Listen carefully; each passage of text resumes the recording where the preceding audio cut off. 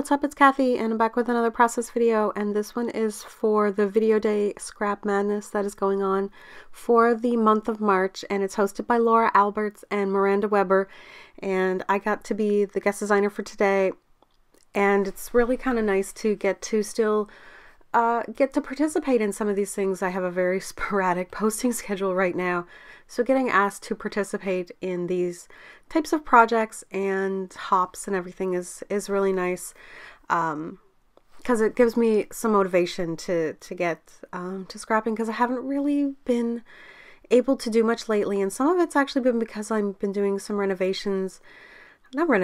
like DIY projects and stuff like that in my craft room. I'm trying to make it become a space that I enjoy going to, so that I will feel more positive in there, especially with the emotional and mental state that I'm in right now. I need as much positivity as possible, and like sometimes you want to work on certain projects that you know you need to do, but you procrastinate and then you work on something else, and yeah, it's not the thing you're supposed to do, but it makes you happy. So hence the lack of videos recently. But I got a chance to be part of this meetup with so many amazing YouTubers. So I'm really happy. I'm using the Paige Evans, a lot of the Paige Evans collection. I think it's the Pick Me Up collection. And I started out with the 2x2 little, I'm trying to think what you would call it. The sheets, the package. I don't know what you call them. That you can get with like so many of her collections, and they're great for backing, cut files and things like that. And I think that's a lot of what they're released for. But I just decided to make some kind of pinwheel looking pieces for my background with them. So I just cut them in two, and you saw me cut them in two. And then after I cut them in two, I don't think I filmed this part, but all I did was cut out some circles. Like you could punch out a circle just as long as you make sure it's smaller than your actual pinwheel. And I just started gluing from the middle and going around. Like it's so easy. So the back of them has like a random piece of paper, and they're all glued to that to make that kind of design. The biggest trick was just deciding which patterns to put beside each other, and making sure like two patterns that were similar were not right together. If it was two yellows, that there were not two yellows right beside each other. I want it to look just thrown together, but I still want some thought in it. So to me, if there was too many colors in one section, your eye would be drawn to that large section of color. So I know you guys know what I'm talking about, because it's something we all think about, even if we don't think about it consciously, but we kind of can see it in our mind's eye. I am so kind of a little loopy right now while I'm doing this voiceover, so I apologize. The background paper though is actually a old, I think, Dear Lizzie, and I think it's like from the I don't know if it was actually called the Neapolitan collection, or if that's what Recollections called it when they released it through Michael's or something like that, because that's where I bought it from. So as you can see, I'm just trying to like back this photo. It's one tiny photo, because if I was to blow up this photo, it would not be the greatest quality. It was just taken with my phone. That paper that you saw for a second with the swans, I think was newer Dear Lizzie. Whereas the other stuff was old. I'm looking through a month kind of grab bag from Paper Issues. I think it was one of the last ones that I bought before I left the design team, just because my time was up. So I decided to go, and I'm kind of like deciding if I wanted to use any of the stuff from it. It often comes with papers that are perfect for backing small photos, perfect for backing cut files, perfect for using in Project Life. So there it is. That's the little thing. I still don't know what I would call that. But I am right. It is the Pick Me Up collection. It's been a while since I remembered the names of certain collections. Like it's been so long since I've even scrapbooked that I don't remember stuff. So I decided to add, and I forgot to do so many things like I'm so not used to filming anymore that I forget to film certain things. But as you can see, I took a stamp pad, and it was, I think, one of the Tim Holtz like Distress Oxides, not the Distress Inks, but the Distress Oxides, and just stamped it a whole bunch. And it's a pink one. And I'm going to do my typical thing, which is I'm going to embellish and go crazy so much that you're not even going to see all that work that I did. I never remember to go bigger than I should. Like you can, yeah, like you can see I'm already having to do it now. I always forget to go bit, like if you're going to do mixed media, I kind of feel like you do it and you're like, oh, I should only do it in certain places. And then you forget to really branch it out a little bit more. Those doilies are actually from Pretty Little Studio. I love ordering the doilies from Pretty Little Studio. They are the nicest ones that I found. You can get 2 different sizes. So that's the larger size. And it's been a while since I brought in a doily.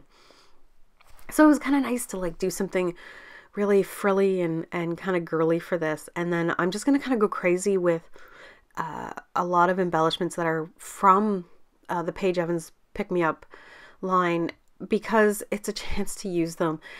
I always really love her stuff, and then I get it and then I just never use it.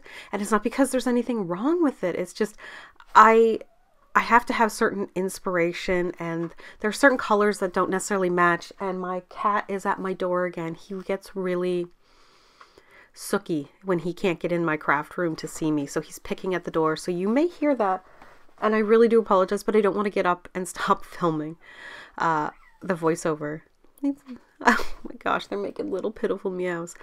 I don't end up using that wood veneer love, but I really did like it. I found something else that I thought would go better towards the end for kind of a makeshift title. I love using like a really big piece of chipboard that's got like its own title. Sometimes it's just a great way to just like flop it down and you're done. So this is going to be one of those times where I'm going to hum and haw over where I'm going to put everything. And I had a bit of an issue. So the final picture may look a little different than what the layout looks like when I'm finally done. And that's because some stuff fell off because one of my cats jumped up and knocked everything down, and some of the stuff fell off and I had to put it up, and it got kind of crazy and discombobulated, but it all worked out in the end. You know, the thing with those pinwheels too is you can't see everything that I kind of did. Like you can see a little bit of it. It almost has like an origami feel towards the end, and I embellished a lot, so that's kind of why, but it was a great way to use up some of those products, which I really loved. And here I'm going to use rub-ons because, wow, you know, rub-ons is something I don't see all that often anymore, like people using and stuff, but I was like, I bought them, I should use them. And I kind of like the idea of using them almost like the way you would ink splatters, by just kind of randomly tossing them around the page and having them kind of come out in different places. And I'm not going to make you sit through me putting all these rub-ons on, but I'm showing you a few just to kind of, just so you don't have to watch my head be in the way, but just kind of get an idea of me putting them on. But I am going to go kind of crazy with the rub-ons, but again, this was a great layout for using up product, which, you know, if you're kind of one of those people that likes to order new product, this is great because you're getting it out, you're getting it used, so you're not feeling guilty, and it's looking lovely. So as you can see, like I did go kind of crazy, like there's lots there, but I'm so happy I did. I really like how it turned out. I love those moths that are way prettier looking than a butterfly, even though they're obviously supposed to be moths.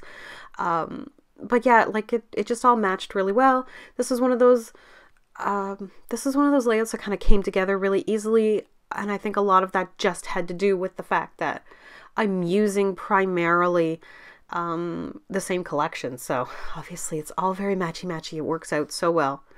And I love that yellow kind of border in the background and the grid pattern. It just really helped with it. And this is one of those pictures where it's like I don't have a specific title because nothing specific was going on. It's just an everyday shot. So these were the ones I'm bringing out now are Dear Lizzie as well, and I cannot remember the product line they came from, because it's a couple years old, like at least a year or two old at this point. But it's this fine little day, and I just thought that that was like a perfect sentiment to the picture. It's just a fine little summer day, and yeah, she had her bangs all cut short because she had trimmed a big like chunk out of them and stuff like that. So, but you know, she was just posing for me, and it was just a fine little day. So I'm kind of heading towards the end of the layout. Thank you guys so much for watching. I hope you check out Laura Albert's and Miranda Weber's layouts as well, and everybody else participating in Scrap Madness. It's going on for the whole month. Thank you guys so much for watching. If I have links, they will be in the description below. I have to go and check to see if they have put up links for that kind of stuff. But thank you guys so much again, so much for watching. I will see you all in the next video. Have an awesome scrappy day, and bye.